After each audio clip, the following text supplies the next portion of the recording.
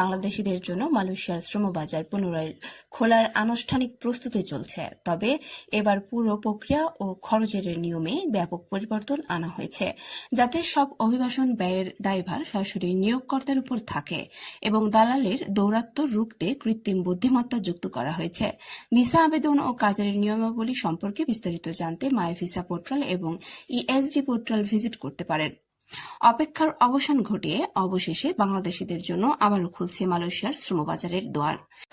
বাংলাদেশ ও মালয়েশিয়ার কর্মী নিয়োগ চুক্তি পর্যালোচনার মাধ্যমে স্বচ্ছ ও ন্যায্য ব্যবস্থা গড়ে তোলার আহ্বান জানিয়েছে আন্তর্জাতিক শ্রম সংস্থা আইএলও। সম্প্রতি ঢাকায় আইএলও আয়োজিত এক বৈঠকে মালয়েশিয়ার শ্রমিক নিয়োগ প্রক্রিয়ায় বিদ্যমান অনিয়ম, অতিরিক্ত অভিবাসন ব্যয় এবং সীমিত এজেন্সির সিন্ডিকেটের সমালোচনা করা হয়।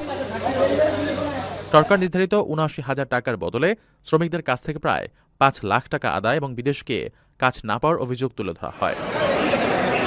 শ্রমিকদের শোষণ রোধে ওই বৈঠকে সিন্ডিকেটের সঙ্গে জড়িত এজেন্সিগুলোকে কালো তালিকাভুক্ত করার সুপারিশ করা হয়। পাশাপাশি রিক্রুটিং প্রক্রিয়া সবার জন্য উন্মুক্ত করা এবং ওয়ালেট চালুর প্রস্তাব দেওয়া হয়। মালয়েশিয়ার দুর্নীতি দমন কমিশন অভিযোগ না পেলেও বাংলাদেশে কর্মী প্রেরণ নিয়ে পুলিশ, আদালত ও দুদকে একাধিক মামলা তদন্তাধীন থাকায় নিয়োগে কিছুটা অনিশ্চয়তা রয়েছে।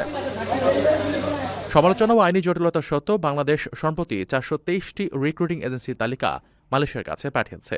গত এপ্রিলে দুই দেশের ফলপ্রসূ বৈঠকের পর শীঘ্রই কর্মী নিয়োগ শুরু করার ঘোষণা দিয়েছে সরকার। আইএলও প্রত্যাশা করে এসব আলোচনার ভিত্তিতে ভবিষ্যতে সুষ্ঠু, নিরাপদ ও শোষণমুক্ত শ্রম অভিবাসন নিশ্চিত হবে।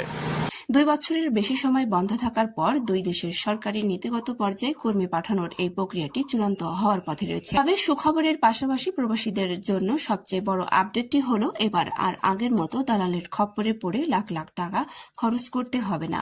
মালয়েশিয়া সরকার নতুন ও কঠোর কিছু নিয়ম নিয়ে আসছে।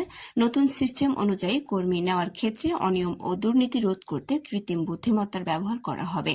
সবচেয়ে বড় স্বস্তির বিষয় হলো মেডিকেল ফি, বিমান ভাড়া সহ অভিবাসন খরচের পুরো দায়িত্ব এখন থেকে বহন করবে সেই দেশের নিয়োগকর্তা। ইতিমধ্যে মালয়েশিয়ার মানব সম্পদ মন্ত্রণালয় এবং বাংলাদেশের প্রবাসী কল্যাণ মন্ত্রণালয় যৌথভাবে কর্মী প্রেরণের শর্ত ও কোঠা নির্ধারণ নিয়ে কাজ করছে। ভিসা চালুর বিষয়ে সুনির্দিষ্ট তারিখ দ্রুতই আনুষ্ঠানিকভাবে জানিয়ে দেওয়া হবে।